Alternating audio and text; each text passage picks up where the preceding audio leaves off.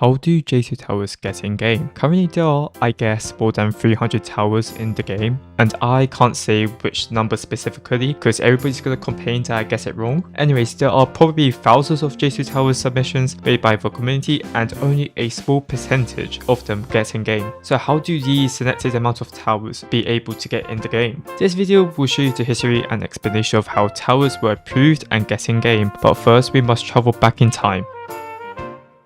Welcome to 2018, where JToH was KToH, the owner was Kiddy Cannon the Furry, and the game was just recently in development with an old ring such as Ring 2 to Ring 4 releases. So we all know that most old towers were made from the creator and some staff members like JToH or ingame, with many of their towers in, for example. But when did community towers get in game? In some old version in Ring 1, Kiddy introduced the fan-made tower section in the lobby. This is basically the origin, where the community can make their own towers to be in the game. And the first community tower that I assume to be the first, could be wrong here for my research here, but it was Tower of Stress by Hatrock, who is not part of the JToH development team ever. Most towers between Ring 1 to Ring 5 would be handpicked by Kiddy, it would be in the game. However, when Kiddy left and JToH became owner, a system was in place. The system was called the Star Rating System. JToH would introduce a star grading system of a way to create a tower based on 4 factors: design, creativity, gameplay, and favorites. Every factor would make sense for a JToH player to know, but favorites is just what JToH would deem to be her favorite towers. But the system was also introduced a pass and a fail score. Any tower that is 21 and above out of 30 would be a pass and be stored in the tower whitelist, whilst other numbers mean the tower failed. And these scores were subsectioned by each factor I just mentioned. So like gameplay is like 15 out of 30, design like 5 out of 30, etc, etc. No, not those actual numbers by the way, that's just a big example. On 1st of September 2021, JToH announced removing the star rating system because of how biased occurred for tower quality and that it was pretty useless to add in the first place. So I want to give an example of which tower suffered this the most of the creator system, and I want to say it's probably Tower of Icy Adventures. So you see, in the first review, it passed by 28.5 out of 30 by Isonaut, right? Completely fine.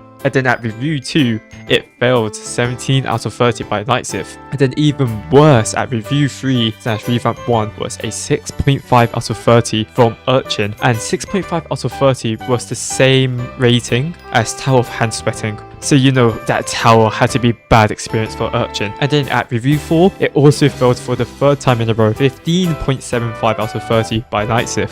These caused problems like people were complaining how Urchin played at a broken server and that caused the rating to drop to 6.5 out of 30. And yet currently, I can't believe it, that used to have the same lowest score of all time to be the same as Tower of Hand Sweating. That's just completely insane. But let's go back a bit and how the score system was actually revamped to a new system at the start of the year. Instead of a score system based on subsections like gameplay, design, whatever, Bethesda announced that they would instead use a pro and con and a personal difficulty system where the tower is played by 3 creators. They would talk about the tower and conclude if it was a pass or a fail without a score based on the tower's quality and their experience playing it. However, you basically need 2 out of 3 creators to like it and to make it pass to conclude the tower to be whitelisted. And let's move to the present day, where tower creators reviews would give their experience and opinions of them playing the tower on a long paragraph. So much yapping. Removing the aspect of pros and cons being separated, but still keep the verdict for only 1 creator to pick whether it's successful or not. Now you don't need 3 creators to review it, you only need 1. However, you're given 3 chances to redeem yourself. Otherwise, the tower is going to get suspended and they cannot submit the tower ever again until they revamp. Now, after yapping through this entire video, what I learned is that creator system is going to be fair and unfair for some people, right? Just going to be a little bit of bias probably, but overall, it's just luck. Luck and RNG has to be in your side if you want your tower to be in-game. It's okay if it's a whitelisted, but to be in-game is a really small chance of getting it. Unless you're like friend and somehow got like the 100% hard to get every tower in each ring. But that was just jokes by the way. But yeah, hopefully you enjoyed Zone 9. I'm recording this when Zone 9 is released, so hopefully people enjoyed it. And oh god, lectures are hard here. Who knows, it's going to take me like a month to upload this video.